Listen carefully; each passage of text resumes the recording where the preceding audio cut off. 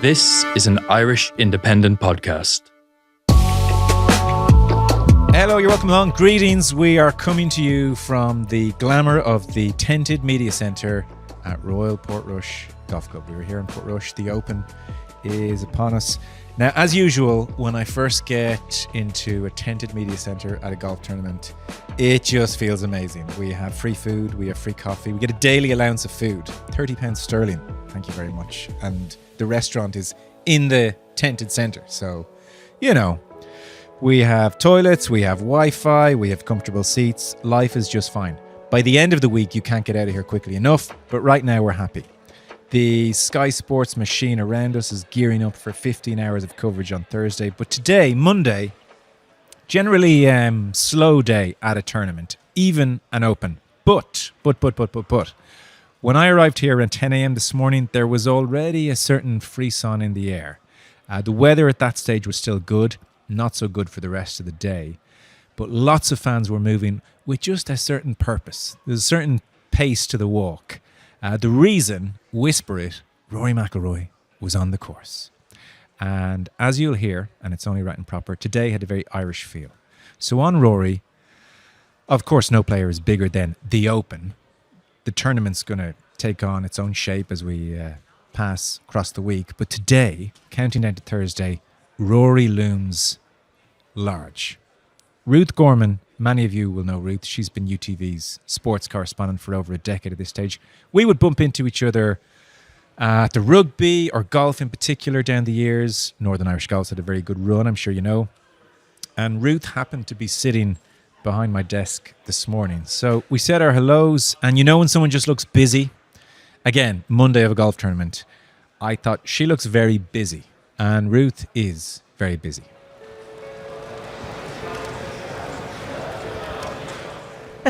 What gave it away, Joe? Am I busy? Is there another word for extremely busy that we could make up? Yes, just slightly busy with Rory being back in town today. It has just sent the place into a bit of a frenzy, as you can see. The reason you're stressed is you were saying the news tonight when people tune in across their homes in Northern Ireland, and there's a lot going on in the world. It's literally you for half an hour. It's literally the only show in town. The Open is our news tonight. We're doing a big special. UTV Live is coming from Royal Portrush tonight, and it's all about the Open. That's how much we emphasise what's happening here today, especially with it being Rory's homecoming. It's 3 months to the day. I think the 14th of April he won the Masters. It's the 14th of July now. So 3 months exactly since he won the Masters, and this is his homecoming. So everyone here has been waiting for this day. Do you know, down south, when we talk about him, one of the conversations we have sometimes is, should he get more love? Is there a standoffishness? Is it geographical? There's a slight complication there, but it suddenly strikes me getting up here, there's no complication. It's like he's just the greatest. Yeah, I mean, Rory is, you know, we're such a small part of the world here, 1.3 million or something. So everyone aspires to be like him. But the love for him is definitely palpable. You can feel it. And especially because we don't see him that often here. He's not home often. So when we do get the small glimpses, it's really important that we embrace him. And as he said in his press conference today, that he embraces us as well. He wants to embrace it all this week, which I thought was really interesting in his press conference, that he wants to embrace the love this week and we want to give it to him. Okay, it's love from all sides. So hence the news this evening is you. Well, no, it's Rory. It's not me, but sure. It's from here. The whole time, the whole way, only showing 10. I'll just be narrating a bit of it, but yeah. Enjoy the week. Thanks, Joe. You too. So the UTV news this evening is about one thing and one thing only. And no doubt they will play a clip of Rory's first ever TV appearance, famously on UTV with Jerry Kelly chipping balls into a washing machine. And the whole Rory local treasure now turned distant global superstar is kind of a palpable theme this week. It's obvious why. He's home so rarely. He said in his press conference that he hasn't played the course of his youth in Hollywood in at least 15 years. So for him to be playing here at the Open, and now with the green jacket, his legend secured, and after the downer of his opening tee shot in 19, the atmosphere is charged, and in a great way. There's a bit of Rory mania in the air. Jamie Weir is the Sky Sports golf correspondent. He is from these parts, so today, this week, It feels big, and he gets that. We are back in Northern Ireland again. You jammy gits. I know. It's lovely, isn't it? And it's been like the Mediterranean the last week here as well. Wall-to-wall sunshine. We just had a little bit of a squall set in this morning, but that's Ireland for you. 4 seasons in one day and all that. Yeah. So Rory's homecoming after 19. Yeah, and his homecoming, I suppose, more importantly, after, climbing his personal Everest and achieving his dream. I framed that in a negative way. No, but you're right. And look, 2019, I don't think he was mentally prepared for just what a reception he was going to get in that first tee and just how much it meant. And he tried both tacks. In the build-up to 2019, he tried sort of playing it down and said, it's just another golf tournament and I'm teeing up on the Thursday like everybody else. And he tried building it up and sort of saying, it's going to be incredible. Northern Ireland's been waiting for this for 68 years and blah, blah, blah. And in the end, he stood in that first tee and he perhaps the worst golf swing of his career and a very uncharacteristically tugged iron into out of bounds, ate up the first and his tournament's over before it's even begun. So I think he's a different person since then. He's a dad since then. He's changed as a golfer since then. I think 2019, actually looking back at it, is almost a sort of sliding doors moment in Rory's career when it comes to the majors, because from the 2014 PGA Championship up until 19, he hadn't really contended in majors at all, and it was almost a resetting of, right, if I want to be known as one of the greats of the game, there are 4 weeks of the year that matter. And since then, he's contended a lot more and obviously now has won the Masters as well. So, look, I think he's in a much better place mentally to deal with it this time, and he's embracing it more, I think, this time. And he's going to get a hell of a reception on that first tee on Thursday. Yeah. So give us a sense of, and you can do it even through your relationship with Rory, but I guess I want to get a sense of Northern Ireland's relationship with Rory, his standing here, because... Well, I just think... As Irishmen, full stop, never mind Northern Irishmen, I think, we love our sport, we embrace our sportsmen. They are our global ambassadors on a world stage. And for this tiny little country to have produced a footballer as iconic as George Best or a golfer as iconic as Rory McIlroy, yeah, we're only a tiny little, nation of 1.5, less than 2 million people. So to produce 2 absolute superstars like that is something that we're rightfully incredibly proud of. And I think the way Rory presents himself, how giving he is of his time, how generous he is with other people, how much of an ambassador he is for this country, but also for his sport. I just think anybody who says they have an issue with Rory McIlroy, I just like, well, then you can't call yourself a golf fan, I'm sorry, because we are so lucky to have this guy at the very top of the game and have had him at the top of the game for the last 16 years because he is so eloquent, he's so open and honest, he's so thoughtful. You don't often get that in sport, and it's something that you'll miss him when he's gone. We're so lucky to have him, and I just think the noise that greets him here on Thursday, it's not going to. I was going to say it's going to blow him away. I think he's expecting it because there was such an outpouring of emotion after the Masters at Augusta, and you could see just how much it meant to other people as well. And, I was at the Masters, I was at Augusta on that Sunday afternoon, and I felt like I'd played 18 holes of golf as well. I felt like I'd gone 12 rounds with Mike Tyson, to be honest. It was just, it was an emotional roller coaster. But being back in the media centre after that and seeing bitter, twisted, cynical hacks of 30 years in the golf world who it takes a lot to ruffle their feathers, seeing them emotional about it as well showed you just what a momentous occasion that was. Yeah. To see an Irish golfer, a Northern Irish golfer, complete the career Grand Slam, that is special, and I wasn't lost in all people, and yeah, we're so proud of him from this little part of the world, aren't we? Yeah, I can imagine. And especially here, I take the All Ireland thing, and that's a real thing, and I see him as mine in that sense too. But for Northern Ireland, because everyone loves him, like even the Americans have sort of adopted him as like, he's our guy too, and you sort of have to share him with the world. There's something really impactful about him coming back here in the green jacket this year, and it's like, yes, I'm the world's, and yes, I'm golf's, but these are my people, is how he's talked about it, my people. And I think, Joe, crucially, I think what's changed since 2019 perhaps is he feels that way more. Do you think? Yeah, I do. We didn't get a Northern Irish champion 6 years ago, but we got an Irish champion, and it felt like the entire island had descended upon the North Atlantic coast here to cheer Shane on those incredible scenes walking down the 18th. But if we were to get Rory lifting the claret jug on that 18th green on Sunday, the noise would be unreal. And I don't think Augusta this year could take much topping, but that might just do it. So to the man of the hour, McIlroy started his practice round around 7 a.m. this morning. Now, bear in mind, He was playing in the final round of the Scottish Open with a chance to win the tournament late Sunday evening. So here he was operating on 4 hours sleep. But he wanted to get his round done early, away from the crowds. His press conference was just after 2 o'clock. The mood was, much scrutinised as ever, neutral. It was fine. He was businesslike. He often is these days ahead of majors. He talked about the first tee in 2019 and about not being prepared for the atmosphere. So Doug Ferguson of AP asked him to expand on that because, the point being, 2019, Rory's been a professional at that stage for a decade plus. He has won 4 majors, lots of Ryder Cup experience. Surely he would be able for any kind of atmosphere. The walk to the first tee and then that ovation, I was just a little surprised and a little taken aback and like, geez, these people really want me to win. So, yeah, I think that brought its own sort of pressure and more internally from myself and not really wanting to let people down. And I guess it's just something I didn't mentally prepare for, that day or that week.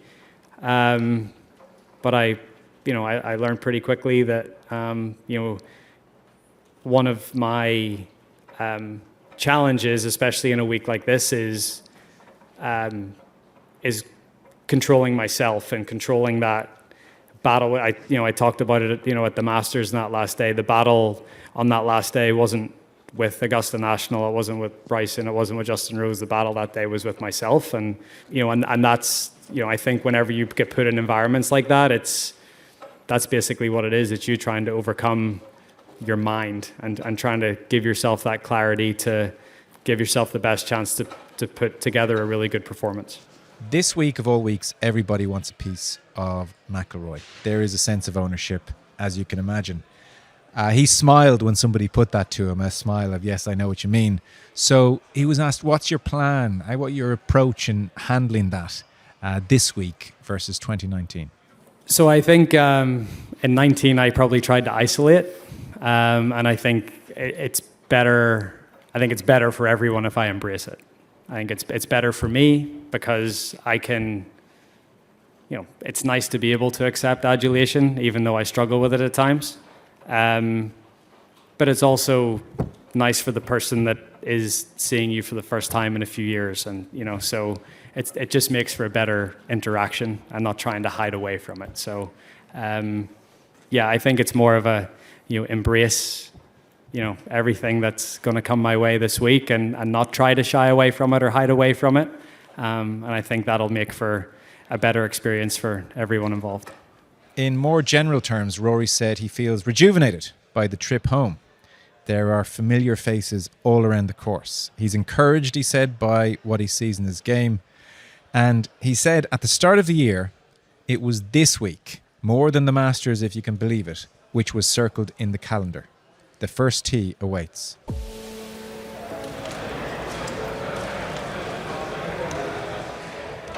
To continue this very Irish Monday here in Portrush, shortly after Rory, the only other player into the media centre today was Shane Lowry. There was quite a striking exchange to begin with. First question, have a listen. Some brilliant videos from the night you won in 2019. Can you just walk us through that night and the celebrations or what you can remember of it? Interesting first question, isn't it? Here to talk about golf and all anyone wants to talk about is drinking. Golf journalist from the US, Dan Rapaport, who, by the way, we'll hear from later on in the podcast, he asked a follow-up to Shane about this a few minutes later. Look, I let people believe what they want to believe and I just kind of do my own thing and the people close to me know what I'm like and don't get me wrong, I do enjoy it from time to time, but I know when I need to put my head down and work, I know when I need to do that. You can't be at the top level of any sport, if you're not applying yourself well, and I feel like I do it. But I don't want to give the wrong impression. In general terms, Lowry was in great form today. He was relaxed, he was supernatural in front of a room full of journalists. He was just at ease with himself. He seems these days what he is, very, very experienced. A small example, take this question about how his mental game has evolved over the years. You look at what Rory did in 2019 here, and I remember at the time, everyone thought this is the end of the world. Rory's after missing a cut, he's after making 8 on the first, this is the end of the world. Golf will never be the same. But then, like, you just move on, you forget about that pretty quick. Just apply yourself as well as you can and go out and give it 100%. That's all you can do. And as my own mental game regards that, like, I've had a couple of episodes this year, but, you know, golf is hard at this level, and there's been times where, yes, I've been up and at my best, but I feel like I'm pretty good at going out there and competing against the best in the world week in, week out, and give myself the best shot. So, yeah, I've put a bit of work into it over the last few years. Like, I work with Bob Rotella a bit now, and Neil is obviously very influential in my whole kind of setup and getting ready for tournaments. So I try to make myself feel ready when I go out to play. Like, sometimes when everything is going really well, I get complacent, and then all of a sudden, before I know it, I'm like 3 over through 5, and then, you know, you start to have a panic because you feel like you're going to do well. And I feel like when things are not going well, I think it was when I'm at my best, or when I don't feel like things are going well. Like, go back to 2019 here. I had a meltdown on the Wednesday because I thought, you know, I wasn't going to go out and play well. But that kind of focuses me in a little bit more. So if I can keep my complacency away and my expectation down, that's when I'm at my best. How am I feeling? I played great the last 2 days. That's not great. Well, no. Honestly, I've had a great week. I've had a great week practice, and I just need to play shift for the next couple of days, and I'll be all right. There was lots of talk about 2019. Naturally, he is not staying in the same house or wearing the same underwear from that week or trying to conjure it up again in some magical way. He does, though, return an Open winner at this course. There's an amazing mural of him on Causeway Street here in Portrush with the claret jug. It's worth a Google if you haven't seen it. Lots of people, when they come up here, do see it, and he knows all about that. I didn't know what to make of it at the start, and then people keep sending me pictures. Like, everyone keeps sending me pictures. You know, anyone that comes up here to send me a picture standing, you know, beside it, and some of them I can't say what they were doing in it, but you know what I mean. It's like it is special. Like, I've done something special in my life. Like, and you know, they've obviously acknowledged that here over the last year, and I think that's very cool. As for his game, the majors haven't gone brilliantly, but he feels like he's prepared well for this. In the lead up to Oakmont, the US Open, Lowry had played 9 weeks out of 11, he said. I'd sort of missed that, but it left him fried mentally. In the past 2 weeks, and this is what you call living the life, he has played Portmarnock, the Island, Baltray, a week down in Waterville, Adair Manor and Hogshead. His only complaint was the weather was too good. He wanted more wind. He said it's been his first time home since Christmas and he feels rejuvenated. He expects Portrush this week to be a stiff test. As for his chances, he's realistic. He said at one stage, I'm a better golfer than in 2019. That doesn't mean I'll win by 7 shots this time instead of 6. And with that, off he went. The 2 Irish boys boxing off their media duties early in the week. Let's chat to Conor McKeon.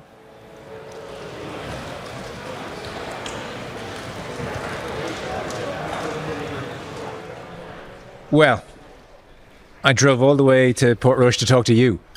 Well, I mean, there's worse places to talk to me, I suppose. It's true. I'll be honest, I've been inside a lot of the day. I haven't seen a huge amount out there, and you haven't either. No, I got here and there was a bit of excitement that Rory. Actually, I heard it in the media shuttle. There was a news bulletin came in that Rory McIlroy was already played and had almost left at that stage. So everybody seemed to be there was a bit of conversation. I was stuck trying to cross the first fairway because there was a group teeing off, including Minwoo Lee, who was obviously caddy as Bo Mark, who was Lowry's caddy here in 2019. But everyone was talking about how Rory managed to pull a fast one basically and get out before anybody saw him. So now the rest of the time we've been in this kind of marquee, which it was a strange vibe for the press conferences because you're in this kind of marquee and it was windy and stormy, and you know, there was almost a kind of a horror movie kind of quality to the thing. But the 2 Irish boys were great. Yeah, play suspended actually for periods across the afternoon. So thunderstorms, not torrential rain, but a little bit of rain. I had the same experience. I arrived in at the gate and, you know, the guy scans you in was like, you know, Rory's out there already. Now, we're all prone to retelling stories, but I know for a fact that's all he said to anyone for about an hour on their way. You know, Rory's in. Yeah, well, the shuttle bus driver turned up the news bulletin when they said it as well. So it was, it's very clear what the majority of people are here for. And look, Rory was the first person who did a press conference, like regardless of what his plans were for this morning. You know, he was playing in Scotland yesterday, finished his round at the Renaissance Club at 7 o'clock or whatever it was, and he was up for an interview this morning. So I think most people would have expected that he'd do his press conference at 2 and go out afterwards, or even, you know, play at 10 and come in at 2. But now he didn't seem to be at odds with the world, is probably the best way of putting it. Yeah. You know, he wasn't cracking jokes, but he seemed to be pretty comfortable with where he was and why he was here and what he was going to do. Yeah, it was very interesting. I suppose, you know, that just the sense, the extent to which he's the centre of this universe at the moment. I mean, Thursday the tournament will start and things will evolve, but right now it's just so centred on him. And, you know, on the one hand, he talked about embracing it this time around. I'm not isolating myself. By the same token, he's up at 7 a.m. He's playing his rounds. Yeah. He's trying to manage the thing as well, I suspect. Yeah, like, I don't know. You know, if people haven't been to Portrush, like it is a town. You know, like there aren't too many places to go. Rory can't leave his hotel and go for a walk to the shops and go out on the beach and stretch his legs. So, like when you have that level of fame in this setting, when there's that many people in the area, I'm sure it's quite claustrophobic. I'm sure it can kind of get in on top of you. And I would say that maybe, like, no more than Shane was asked in his press conference, are you going to do everything the same? You know, are you going to wear your lucky underpants and stay in this, whatever? I would say that there's probably part of Rory that is inclined to do the opposite of whatever he did in 2019, because obviously he wasn't in the right frame of mind when he got to the tee on the first. And to be fair to Rory, he's always shown that he's like really open to changing and learning and changing his mind about things and doing things in a different way, just to see if it, you know, even if it just gets him to the first tee in the right frame of mind. Like, I wasn't here in 2019, but the way he speaks about the roar that he got when he got to the tee is still a little bit, like, for a guy who's been through so much and has seen so much, experienced so much, he still talks about it like somebody who kind of lived through an earthquake or something. So it'd be really interesting to see. I don't know what his tee time is on Thursday, but there won't be too many people on the 5th and 6,000 Portrush. Lowry said it was the most nervous he'd ever been on a tee box as well, which was kind of striking. It feels like a long time ago already, but just yesterday, around this time, in fact, McIlroy was in contention at a Rolex event, and Chris Goddard, the American, pipped him. He played quite well, Goddard, under the pressure. I watched a lot of it. Rory played well, just especially on the back nine. Putts didn't drop. You were saying, you know, word in the street out here, greens were a little bit funny. And there were some like balls that you thought, well, that just has to keep breaking that way. And then it took an about turn the other way. So they were a little curious and nothing really fell his way. Yeah, talking to a couple of guys here, journalists here who were in Renaissance Club last week, there seemed to be a lot of giving out about the greens by players. Off the record, I think, maybe as much as anything else. It's not among Scotland's most celebrated golf courses. So, and I'm like you, I saw a couple of Rory's putts where you're looking at where he's hitting it and it does break, but it takes a little like jagged turn kind of halfway through it. So I suppose things like that won't be repeated. It was striking that separately Rory and Shane both kind of complimented the course here. They were talking about the bunkering, and Shane reckons there's probably a better course now than it was then. So there is a sense here that the course is, you know, you go to majors sometimes and the course is only a thing that people are going to shoot a score on. It's not really a kind of a factor, you know. But Portrush, I think there's a lot of awareness about it. I think a lot of people will know the holes from having watched it at least on the television 6 years ago, and the fact that it came around so quickly. I wanted to ask Shane, but I already asked him a question, and Rory as well, but I never got a chance, like how soon they would have known after 2019 that it was coming back here. It was obviously on the open rota, but it's I think it's odd for it to come back within 6 years. That's quite a sharp turnaround. But it's obviously a favourite of the R&A, and it definitely seems to be a favourite of the players. Made a lot of money. Yeah. Yeah, it's a favourite of the R&A. Yeah, both of them independently of each other said it. They forgot how well bunkered it is, as you said. As in, Rory was saying, You might think about taking a 2-iron in a hole, or then on the same hole, you might think about taking a driver. And in both instances, there is a bunker in play. So he said, you're going to have to hit the shot. Whereas other courses on the Rota, you can take the bunkers out of play with aim your away from it, club selection. You can either, I'm short of that bunker, or I'm going to fly that bunker. But here, there's always a bunker that's vaguely in play. He also said, forgot how slopey the greens are in comparison with a lot of courses in the links. The time that we were up here playing in the Media Open Day, the thing that you found it tough. The thing that really struck me was that although when you look on a television the greens seem quite wide, actually they're quite narrow because the runoffs on both sides of most of the greens are really, really big. So what you're trying to hit is a target that's, 1/3 the size of what you're actually seeing on television. And those kind of puts back up the slope, or in some cases the chips. Like I was listening to Scotty Scheffler's interview, it was very good, speaking about links golf last week. A lot of people would have seen it on the DP World Tours feed when he was talking about, you miss a green in a parkland in America and you take out your 60-degree wedge and you manipulate the face to hit the same shot. But here you could be bringing 5-6 clubs with you. And that's what Portrush is going to do to players this week, is that when you run off the green, you can be left with an 80-yard shot in. If it's a big long run off, you could be left with a little dinky thing over a lip. So that's the beauty of links golf, I suppose, isn't it? For sure. I thought, post-Masters, much of the conversation about Rory has been, what mood's he in? I sort of think we're through that now. Yeah, I think he's come out the other side. I think he's come out the other end because he seems very natural and there was nothing strained about any of the questions in there. He was asked 24 questions in there and 2 of them were about playing in India later on this year. He's very excited. He's very excited. And all the softball questions that people were looking for sound bites, the sort of stuff that Rory has seen a million times over and knows what they're designed to do, he was happy to indulge. Yeah. So whatever was eating at him. And weirdly, and I know this is kind of the thing to do, is that take the opposite view to everyone else. But at the time, I thought it was quite unbecoming the way he was going on at the 2 American majors. But I also think on some level, everybody started talking about Tiger Woods. Tiger always did it, even when he was in a bad mood. But I don't know I don't know that being more like Tiger Woods is what Rory McIlroy needs to do. He's been out on tour for 16 years. Generally speaking, he's really, really good at that sort of stuff. He's been the best of any golfer for the last 15 years. And if he wasn't feeling it for that period of time and he couldn't hide it, in a way I nearly admire him more for not trying to hide it. Now, again, I don't think he came across particularly well, but he obviously allowed the natural cycle of whatever he was feeling to run its course. And he comes here really and truly watching some of that game, some of the golf yesterday. If he had to win that for €1 million, it wouldn't be much of a motivation. But if he had to win that tournament to save his life, I would imagine he could have put the accelerator on and gone and won it. So he comes here in serious form, and as you said, and the reason people don't like Rory McIlroy are always wondering why we're banging on about his humours, but it's the main KPI. Do you know what I mean? It's the main variable in whether he plays well or he doesn't. He bounced around Augusta all week long. He played really well.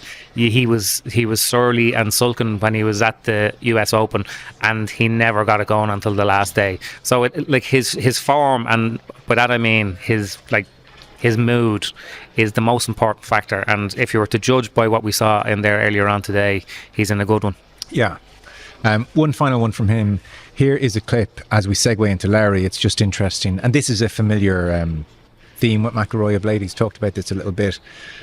But he was asked about the relationship with Lowry and how it's good for him. And, Lowry's almost a good role model off the course. So just have a little listen.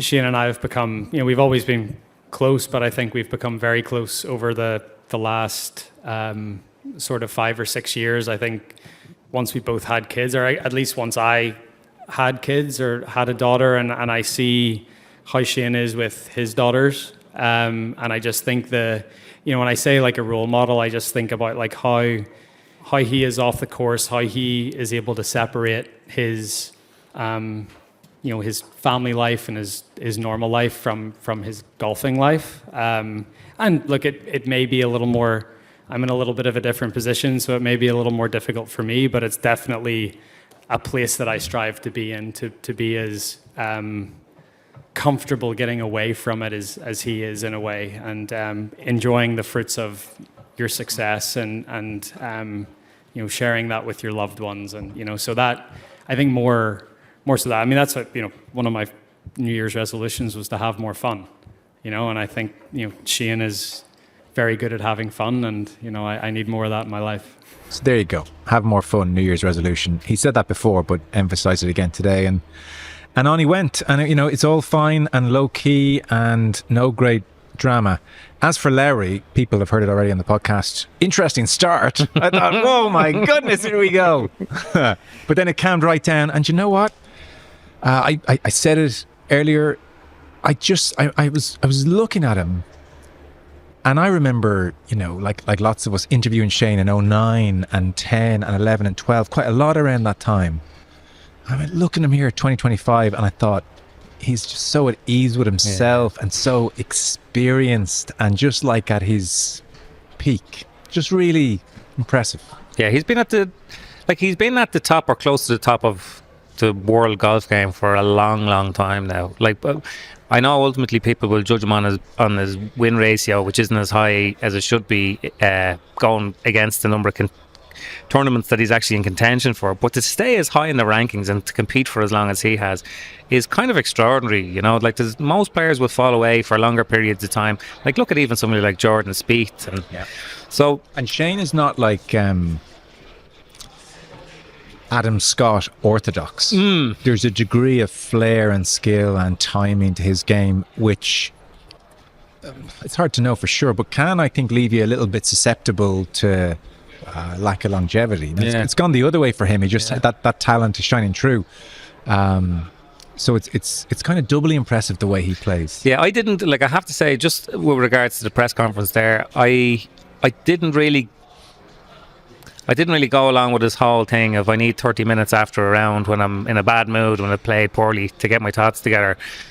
I kind of get where he's coming from, but that's not what we pay for. We want to see human. So I didn't have huge sort of sympathy for him when he was calling for that. And I thought maybe he overacted a small bit at Augusta when he was asked about, Rory McIlroy behind him. But he was asked, the first two questions he was asked at this press conference, bearing in mind he is the champion from the last time the tournament was staged here. The first one was about, tell us about your celebrations, i.e., give us all the drinking stories. And the second one was about Rory McIlroy. I know. I said the same. There's someone beside me. Straight away I was thinking, this is not going to go well. No. But he was brilliant. That's the best press conference sort of scenario I've ever seen him in. And there was a couple of times when he indulged kind of both questions, and like he was asked a couple more about Rory as well, and that, like, a certain amount of that is inevitable. But just like if I won the Open here by 6 shots or 7 shots, and I came back for a press conference and people were asking me about drinking and Rory McIlroy, I feel a little bit kind of perturbed. Yeah, totally. I like, by the way, he's not staying in the same house. He's not trying to somehow conjure up 2019. He's like, look, I'm a better golfer. Doesn't mean I'm going to win by 7 this time, and I've no divine right. And actually, I think Oakmont would have really hammered home that point to him. Yeah. As in, there was a lot of talk in advance of Oakmont. Geez, you're a 4-shot leader on Saturday. This is a good place to you. And he was just nowhere near at Oakmont. So even if there was any small scintilla of, I have a good, decent record here, that would have hammered home the point. Counts for nothing. And it was really interesting that he went off playing golf in all the big links around Ireland over the last couple of weeks rather than play the Scottish Open. Did you feel the whole room just looking at him going, it's a joke?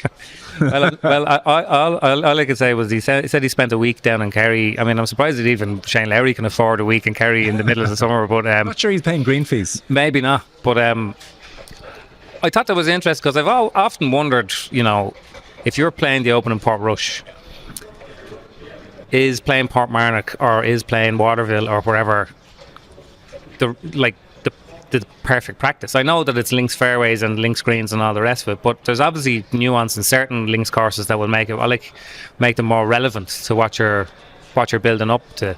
Like Royal Down, for instance, and say Lahinch as well, that would have a lot of blind shots. I don't know whether they'd be as kind of relevant to what they're going to face out here over the next 4 days as well.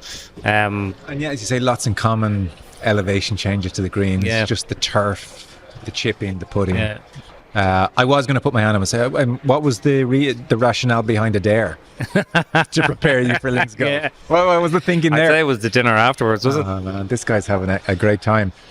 So yeah, I just Rory was businesslike, but Lowry, I walked away and I thought, God, he's just in a great place, because he, that point about I played 9 times in 11 weeks ahead of Oakmont, and he looked. You play too much golf, you're fried mentally. You're not able to handle the slings and arrows. And he said, I'm rejuvenated. Just being at home here, playing with friends, not playing with other elite golfers. And I'm rejuvenated. First time home since Christmas. Yeah, I was talking to somebody who knows Shane from long time ago and speaks to him regularly enough.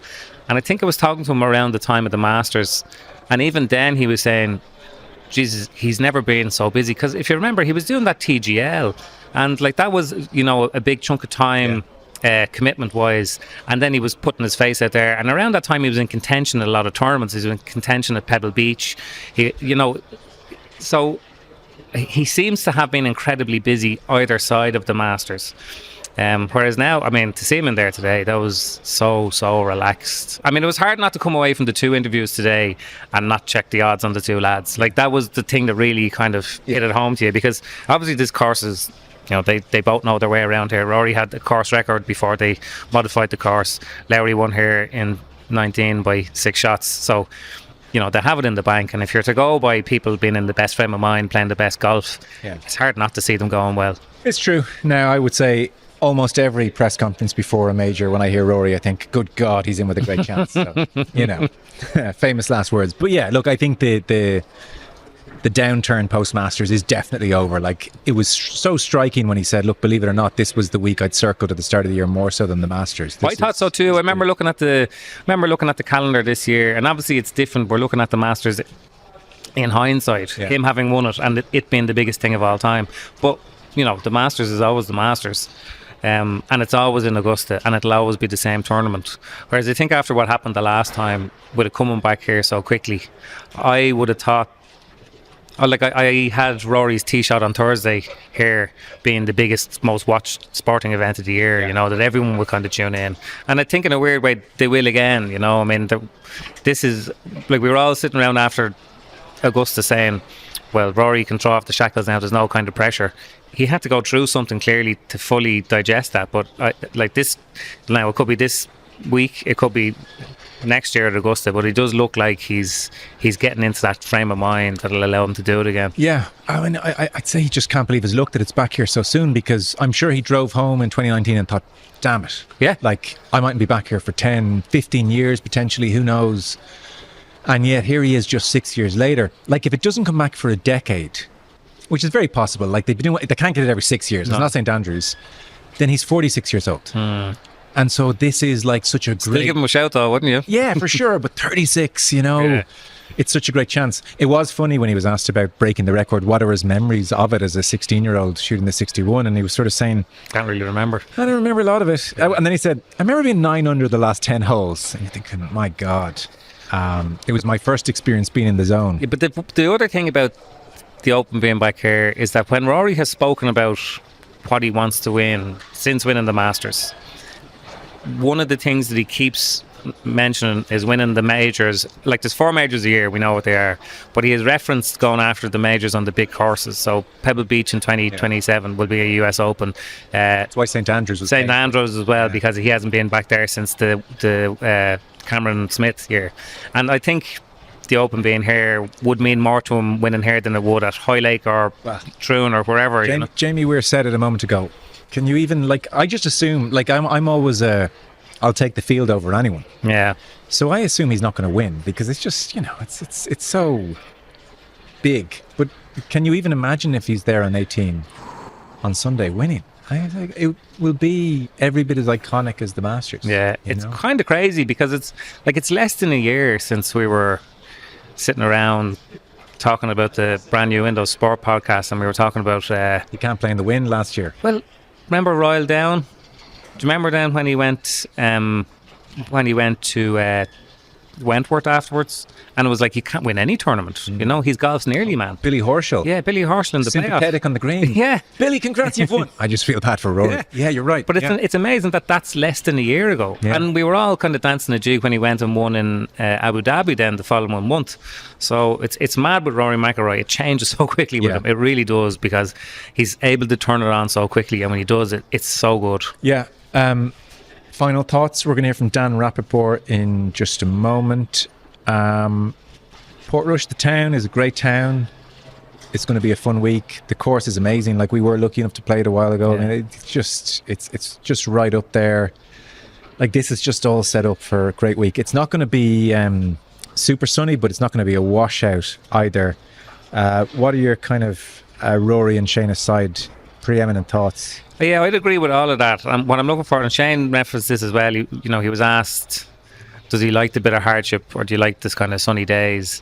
And I think he just kind of said, look, as long as it's not sort of comically bad and it's consistent and even, you know. I mean, you do hate to see majors that are won on the draw, you know, but it does look like we're going to get bouts of wind. It does look like we're going to get rain, but it's not going to be sort of end of the world stuff. And when it does brighten up and calm down, it's not going to brighten up and calm down to the point where you're going to get 2 or 3 strokes in the field because you teed off in the afternoon and the morning. But no, it's a brilliant golf course, and like, as much as we're sitting here trying to make the case for the 2 Irish lads, you know, we've John Ram and Scotty Scheffler and a couple more to come in tomorrow, and you'd imagine they'll have a lot to say about it.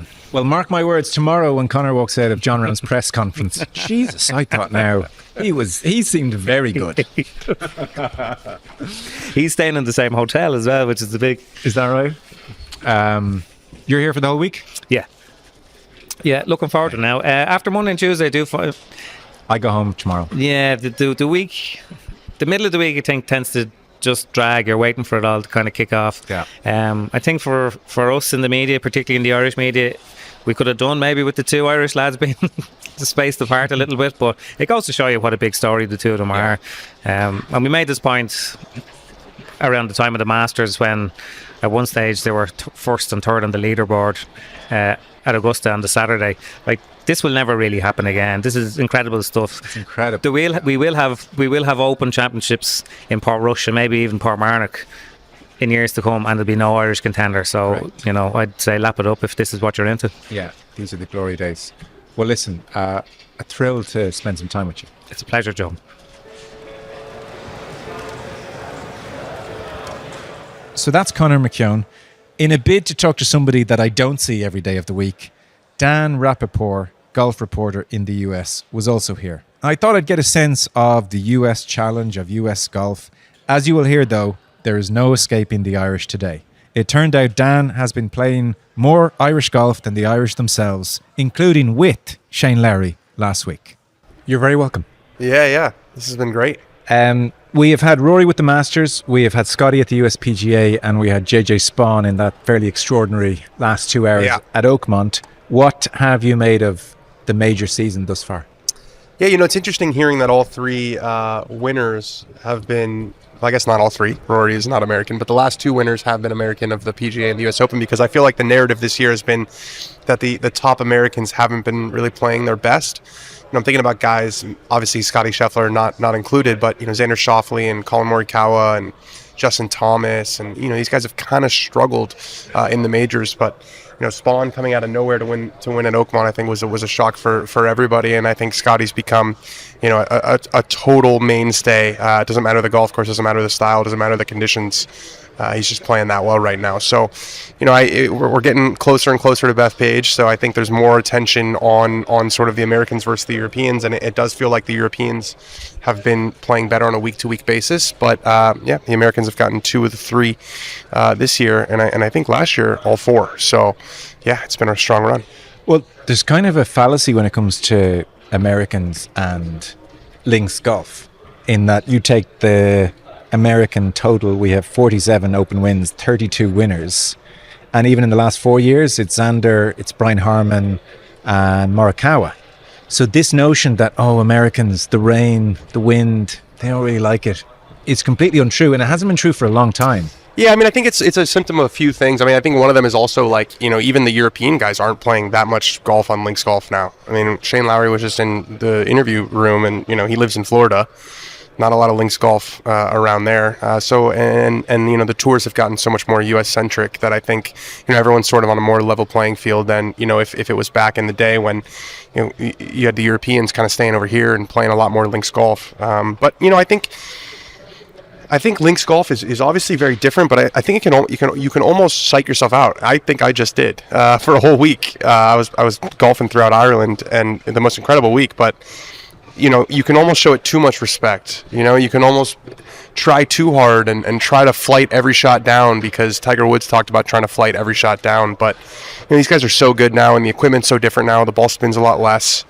So I think there's just a little bit less of a delta between links golf and normal or parkland golf than there used to be. I mean, these guys can hit their stock shot, and because the equipment is so good, because the strikes are so good, because they're so powerful, they don't have to shape it maybe as much as you had to back in the past. Did you leave your driver in the bag like Tiger at Hoylake? All that. I mean, I just kept trying to be really strategic and more just trying to put everything back in the stance, which I just, It was the nicest weather of the decade last week. I mean, you didn't need to fly the thing. That's what I'm saying. It was 70 degrees and sunny, and I'm out here, and maybe there was a 5-mile-an-hour wind, but you come from the States and you're like, oh, I'm in Ireland, I got to play on the ground. And it's like, well, most of my good shots were just, you factor in the wind and then you hit your shot, right? You don't need to factor in the wind and then try to do something crazy. And I think I figured it out with about 4 holes to go after played 8 rounds in 6 days. So it takes a while. Where were you? We started the trip in Dublin, flew from where I live in Los Angeles to Dublin. We were in Dublin. We played Portmarnock the day after we landed. Then we drove down to Adair. We were at Adair for a few days, which was absolutely incredible. Played Adair, played Lahinch, played Ballybunion. Then we went down to Killarney for a few days. We played Waterville, played Hogshead. Got to play with Shane at Hogshead, which was a real thrill. And then we finished the trip, and we played Doonbeg. And then we came back to Dublin because my colleague, or my 2 buddies and my dad, who I was with, were flying back, so we had to come back to Dublin. And I met a colleague who flew in from the States, drive up here. We played the island the last day. So it was an incredible trip, and we did not have one drop of rain the whole time. Literally not one. It was, you should see, I have a whole section of my suitcase that's windbreakers and rain pants, and went totally untouched. Guess I brought the California sunshine with me. This is awful. I've been playing golf here 20 years. You've already just outdone me in a week. That's insane. It was a once-in-a-lifetime trip. We started planning this a couple years ago, and, been really lucky with golf to meet a lot of really cool people. Some of whom are Irish and really helped me out and sort of sorted this trip out, and really grateful to my 2 friends who were able to take a week off work, and my dad's getting up there in age, so I don't know how much longer we're going to be able to do this. So this is not a golf trip that I take every year. This is not a golf trip that I take every 5 years. This was one that we had. I was going to turn 30, and then I was going to go to Ireland, and we did it. That's special. Yeah, it was really special. Amazing. So it's funny you say you played with Shane, because I noticed at the end of the press conference you went up afterwards and had a word. So have you guys kind of developed a bit of a rapport? Yeah, we've become pals. He's a great guy. Just sort of organically, I don't really remember how. We did a video. I have a YouTube series where I caddy 9 holes for guys during an off week. So I did one of those a couple years ago with Shane. You spend a couple hours, even 9 holes, with somebody just walking and talking. You're going to get to know each other. And we've stayed in touch since. And I go to so many of these events, see these guys all the time, and I think in the role I'm in now, sort of outside of traditional media, I would say, I think I've built a layer of trust, because I do a lot of video content now, and I think the written word can often. I think these guys are a little bit, what's the word? Apprehensive of, saying something that then you could take a little snip. I mean, I'll tell you an example. We were, I was talking to Shane about, there was some story I saw where, he said something. There was some story in some website about, he threw a shot at his old caddy.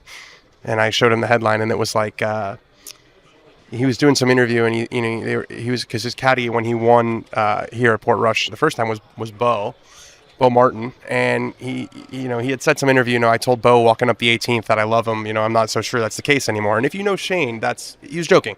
It was a funny joke, and that gets taken and put in the headline, and it looks really bad. And so I just think with some of the stuff I'm doing now, where I'm able to sort of give tone and explanation and develop some relationships and proving to these guys that I'm not going to publicize everything that I see or hear, because a lot of it's not true and a lot of it's not necessarily necessary. I think it's been beneficial. Okay. I had a friend who was in Chicago during the USPGA, staying at a pretty nice hotel, and in the final round, he went down to the bar area and fully expected that the final round, Scottie Scheffler, would be on the TV. And there was a baseball game on. Maybe it was super important and we didn't realize, but he was really struck by that, and he was wondering if golf is becoming less and less mainstream all the time in the States. It's a isolated anecdotal example. I don't see that. I mean, it's the ratings have been good this year. I think from a cultural standpoint, like there was just this big tournament in the US called the American Century Championship, which is all of the celebrities, and like the field's getting, like, you got to be more and more famous to get into that every year. I think every quarterback is playing golf, every music star is playing golf. So I can't speak for the experience that your buddy had, but no, from what I've felt, also anecdotally, but I think the numbers back it up, is that golf's sort of never been hotter, at least at the recreational level. I mean, these private clubs, which is another thing we can get into in the States, are harder to get into than ever in a lot of places. They're more expensive. Tee times at public courses are much harder to get. Every company is doing a golf collaboration. It just feels like it's crossed over into the mainstream, at least culturally. Okay. How expensive is it to get into a private club these days? If you want to get into one of the best clubs in like the New York area or the LA area, you're looking at over $200,000 per year. No, so that'll be an initiation fee, and then your dues will be at these top clubs will be about $2,000 a month. So you're paying. Yeah, you're paying, some of these, and some places are more, but a sort of standard for, I'm talking like the most expensive, sort of the LAs, the New Yorks, the Hamptons, the Jupiter area, you're paying, $25,000 a year of post-tax income to a course that you're already a member of. And then it's, a lot of these courses have caddy requirements, that's another $130 in cash every time you play, guest greens fees. So it's the sport is just, it's not even in the same league financially in the US than it is here. It's just not even at all comparable. Because I mean, like, we were playing the Island, and our caddy, he played in the medal competition that they had in the morning and caddied for us in the afternoon. So he's a member of the club. He was also a member of Portmarnock. And I was just thinking to myself, like, this life does not exist in the United States. There are no caddies who caddy at, I'm just going to say, because I'm from LA, it'd be like a caddy at LA being a member at LACC and a member also of Riviera. It's just so foreign to even think about. So it's a completely different golf culture here than it is there. So does your average person in the States who wants to play golf, they try and find a public course, have a tee time? They're not a member as such of it? Typically, yes. Yeah. Typically, because it's so cost prohibitive, you don't join it's like you play public courses until you're like, okay, I play a lot, like, and then you join a club. Wow. Yeah, that's grim. I don't really know what to make. I'm still like sort of digesting the whole experience. You know what I mean? Like, the caddy thing really, really struck me, because like caddies at courses in the United States are like second-class citizens. I mean, that's makes it sound worse than it is, but they're not allowed in the clubhouse. They're certainly not members of the golf course. They might get to play once a week, but it was almost like the caddies this trip were more like tour guides than caddies, or at least the caddies that I'm used to. Okay. Give us a quick word on Scheffler, because already in the podcast we've been talking naturally about Rory and about Shane, hometown favourites. Scheffler arrives in here. He is the de facto best player in the world. He's only played in 4 Opens. He's never actually won a links tournament. So he's had 2 kind of 7th, 8th place finishes and 2 20th, 23rd. It's fine. Yeah. But I guess law of averages, he's going to win one of these sooner rather than. Your thoughts on Scheffler, the person, his standing in the game, the extent to which he is or isn't better than everybody by a long distance? Yeah. He's more consistent for sure than everybody by a long distance. I think it's been really interesting. You've got the two best players this year have been Rory and Scotty, and I feel like they approach the game so different. I think Rory is an emotional guy, and I think a lot of us thought after he won the Masters, he's going to go on this tear, and it at least in the initial aftermath, it went the other way, and I think that's part of what makes Rory such a compelling sports figure is he reacts to things like a human. He won. If you were trying to accomplish something for the rest of your, if one of your buddies was telling you, I want to sell my company to Microsoft, and he had that goal for 10 years, and he almost sold it in 2015, but it fell through at the last second, and he had another chance in 2019 and 2022. It didn't happen. Then everyone's talking about when are you going to sell, when are you going to sell. Then he sells. You would tell him to go to You would tell him to go You would tell him to go to Monaco for a weekend and enjoy himself. With athletes, we expect them to just immediately go back, because there are people like Scotty Scheffler who it seems like being number one in the world and achieving these lifelong dreams don't have that sort of emotional impact on him. He seems remarkably comfortable with the spot. I wouldn't even say the spot. He seems remarkably comfortable with his standing in the game. We've seen little runs over the past decade. You think about Rory in sort of 2014. You think about Jordan Spieth in 15 and Jason Day in 15 and 16, and Brooks went on that run and DJ went on a run in 20, but they usually last about 18 months. We're on 3+ years with Scotty, so it just feels a little bit different. He's an amazing player, and if you love golf, you love watching him, and actually he's the one player I want to see.